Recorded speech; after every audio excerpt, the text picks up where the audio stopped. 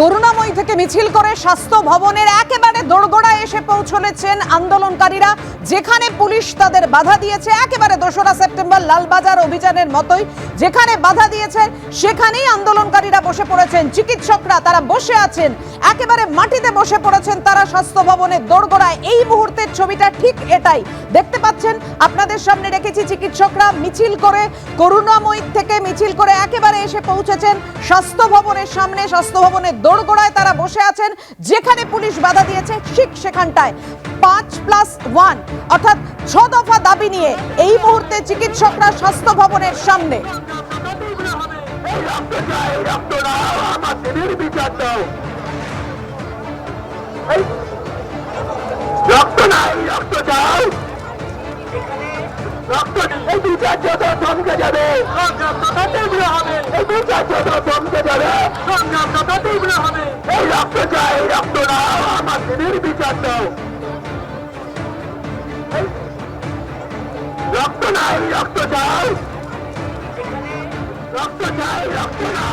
চিকিৎসকদের সঙ্গে মিছিলে যোগ দিচ্ছেন সাধারণ নাগরিকও, সেই ছবি আপনারা দেখতে পাচ্ছেন।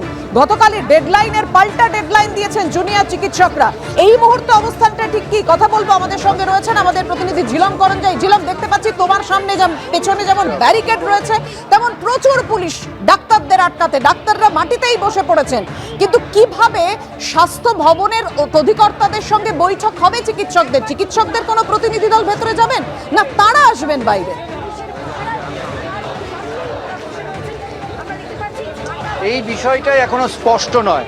আমার বাদিকে চিকিৎসক এবং তার সঙ্গে নাগরিক যারা মিছিল করে করুণাময়ী থেকে এসেছিলেন, স্বাস্থ্য ভবন অভিযান, সাফাই অভিযান, তারা ঝাঁটা নিয়ে, প্রতীকী ব্রেড নিয়ে, বিভিন্ন প্রতীকী নিয়ে বেরিয়েছেন। তারা মূলত স্বাস্থ্য ভবন অভিযানের ডাক দিয়ে 6 দফা দাবি, এবং সেই দাবি নিয়ে তারা যে মিছিল যেখানে আটকানো হয়েছে সেই জায়গাতেই তারা বসে গিয়েছেন, শটাং বসে গিয়েছেন, এবং সেখানে ত্রিপল পেতে বসে তারা প্রতিবাদ চালিয়ে যাচ্ছেন।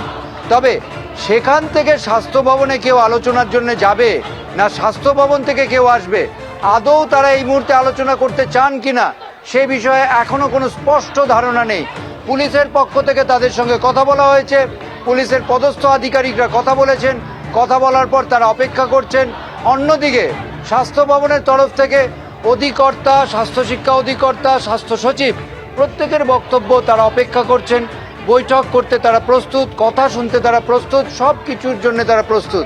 তবে তারা জুনিয়র ডাক্তারদের তরফ থেকে কোনো বার্তা তাদের কাছে না এলে তারা কি করবেন সেই বিষয়ে এখনও সিদ্ধান্ত নিয়ে উঠতে পারেননি। তারা না অপেক্ষা করছেন জুনিয়র ডাক্তাররা যারা আন্দোলন করেছে তারা যদি এইখানে তাদেরকে বার্তা দেন বৈঠক করার জন্যে, সেক্ষেত্রে সেই বিষয়ে আলোচনা করতে এবং সেখানে তাদের সঙ্গে কথা বলে সব বিষয় নিয়ে এগিয়ে যেতে, পুরো বিষয় শুনতে তারা প্রস্তুত।